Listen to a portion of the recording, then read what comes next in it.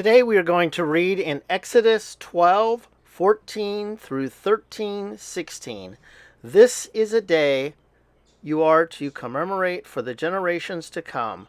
You shall celebrate it as a festival to the Lord, a lasting ordinance. For 7 days you are to eat bread made without yeast. On the first day remove the yeast from your houses, for whoever eats anything with yeast in it from the first day through the 7th day must be cut off from Israel. On the first day hold a sacred assembly, and another one on the 7th day. Do not work at all on these days except to prepare food for everyone to eat, and that is all you may do. Celebrate the festival of unleavened bread, because it was on this very day that I brought your divisions out of Egypt. Celebrate this day as a lasting ordinance for the generations to come. In the first month you are to eat bread made without yeast from the evening of the 14th day until the evening of the 21st day. For 7 days no yeast is to be found in your houses, and anyone, whether foreigner or native born, who eats anything with yeast in it must be cut off from the community of Israel. Eat nothing made with yeast. Wherever you live, you must eat unleavened bread. Then Moses summoned all the elders of Israel and said to them, Go at once and select the animals for your families and slaughter the Passover lamb. Take a bunch of hyssop, dip it into the blood in a basin, and put some of the blood on top and on both sides of the door frame.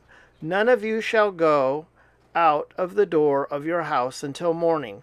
When the Lord goes through the land to strike down the Egyptians, he will see the blood on top and sides of the door frame and will pass over that doorway, and he will not permit the destroyer to enter your houses and strike you down.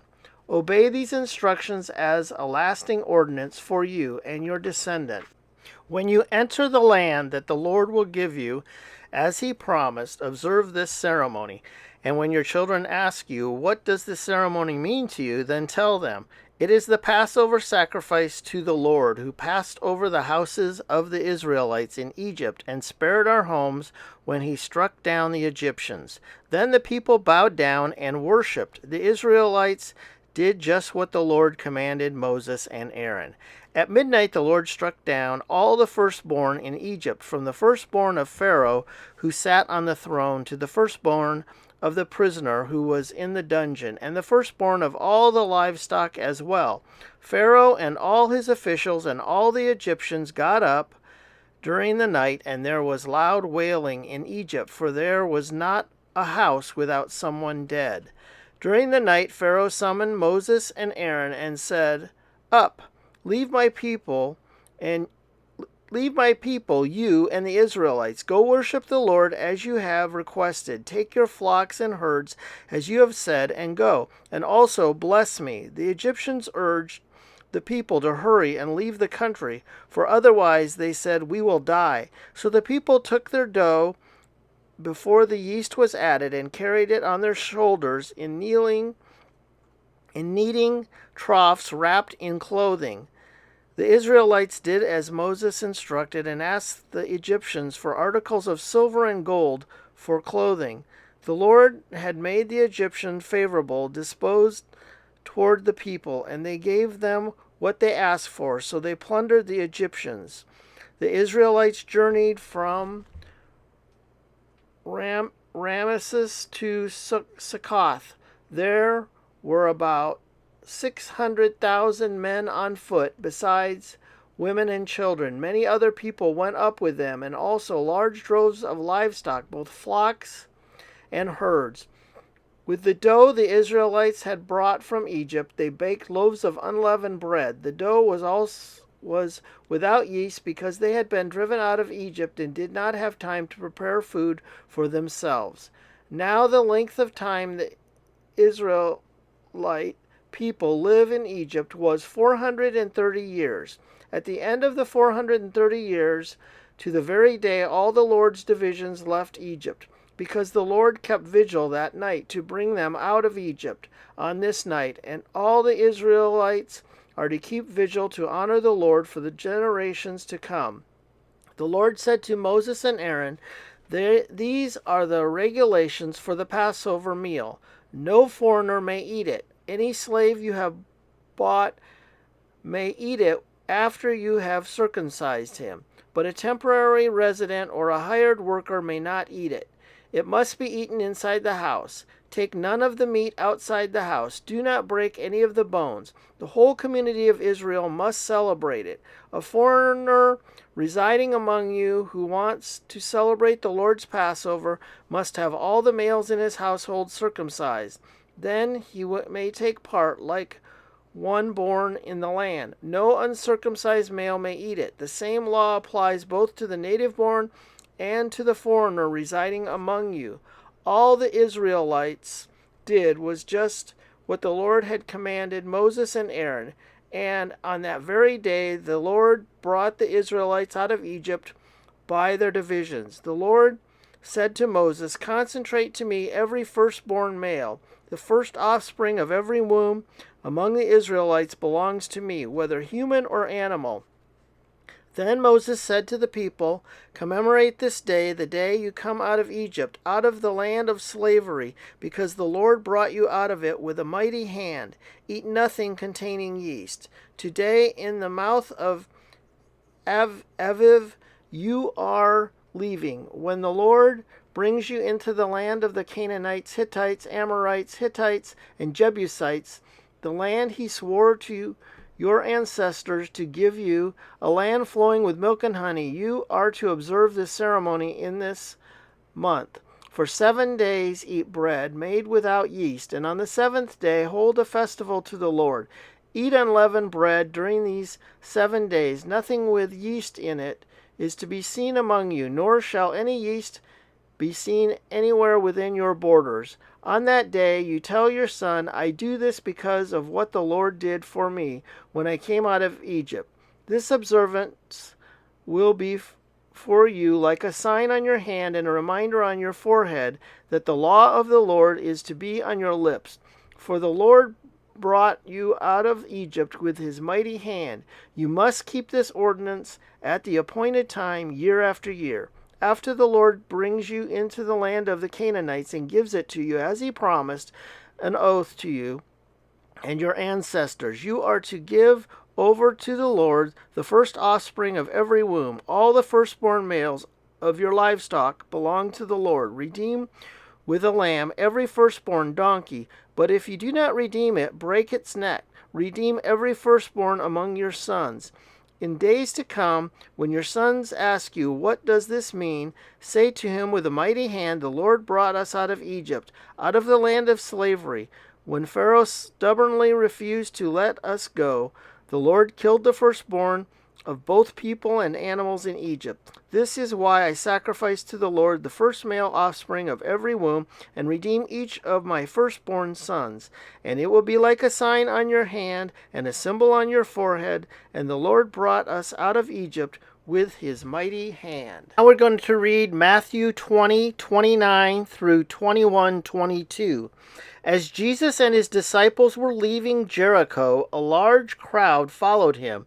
2 blind men were sitting by the roadside, and when they heard that Jesus was going by, they shouted, Lord, Son of David, have mercy on us. The crowd rebuked him and told them to be quiet, but they shouted all the louder, Lord, Son of David, have mercy on us.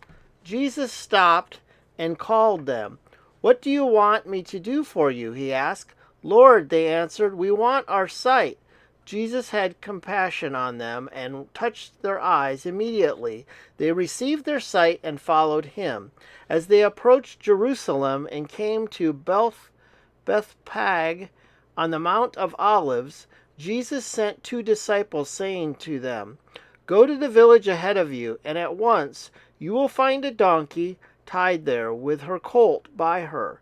Untie them and bring them to me. If anyone says anything to you, say that the Lord needs them, and he will send them right away.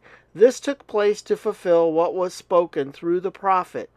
Say to daughter Zion, see your king comes to you, gentle and riding on a donkey, and on a colt for the foal of a donkey. The disciples went and did as Jesus had instructed them. They brought the donkey and the colt and placed their cloaks on them for Jesus to sit on. A very large crowd spread their cloaks on the road, while others cut branches from the trees and spread them out on the roads. The crowds that went ahead of them and those that followed shouted, Hosanna to the Son of David! Blessed is he who comes in the name of the Lord! Hosanna in the highest heaven! When Jesus entered Jerusalem, the whole city was stirred and asked, Who is this? Crowds answered, This is Jesus the prophet from Nazareth in Galilee. Jesus entered the temple courts and drove out all who were buying and selling there. He overturned the tables of the money changers and the benches of those selling doves. It is written, he said to them, My house will be called a house of prayer, but you are making it a den of robbers. The blind and the lame came to see him at the temple, and he healed them. But when the chief priests and the teachers of the law saw the wonderful things he did, and the children shouting in the temple courts, Hosanna to the Son of David, they were indignant. Do you hear what these children are saying? They asked him. Yes, replied Jesus. Have you never read? From the lips of children and infants, you, Lord, have called forth your praise. And he left them and went out of the city to Bethany, where he spent the night. Early in the morning, as Jesus was on his way back to the city, he was hungry. Seeing a fig tree by the road, he went up to it, but found nothing on it except leaves. Then he said to it, May you never bear fruit again. Immediately the tree withered. When the disciples saw this, they were amazed. How did the fig tree wither so quickly? They asked. Jesus replied, Truly I tell you, if you have faith and do not doubt, not only can you do what was done to the fig tree, but also you can say to this mountain, Go throw yourself into the sea, and it will be done. If you believe, you will receive whatever you ask for in prayer. So now we're going to read Psalm 25:16 through 22. Turn to me and be gracious to me, for I am lonely and afflicted. Relieve the troubles of my heart and free me from my anguish. Look on my affliction and my distress and take away all my sins. See how numerous are my enemies and how fiercely they hate me. Guard me at my life and rescue me. Do not let me be put to shame, for I take refuge in you. May integrity and uprightness protect me, because my hope, Lord, is in you. Deliver Israel, O God, from all their troubles. So now we're going to read Proverbs 6:12 through 15. A troublemaker and a villain who goes about with a corrupt mouth, who winks maliciously with his eyes, signals with his feet, and motions with his fingers, who plots evil with deceit in his heart. He always stirs up conflict. Therefore, disaster will overtake him in an instant. He will suddenly be destroyed without remedy. So that's going to do it for this week. We do this every Thursday, or at least we try to. And I hope you enjoyed this, even though it is a little different format. I'm going to try this format for a while because it is much easier to do. And I'm hoping that it will help me get out videos every week and cut down on the time in editing and that. So that's kind of why I was going to this format. You can tell me if you like it or if it's okay or if you don't like it, but at least for the next several weeks it probably will be like this, and it may continue to be like this. We'll just kind of play it by ear and see how it goes, but at least I can get out a video a little bit quicker this way, and the end result is the same because the idea isn't seeing me. The idea is that you read the Bible and you can read along. So somehow I hope that you guys are okay, the ones that have been watching these videos, and I look forward to seeing you next week. Until then, have a great day.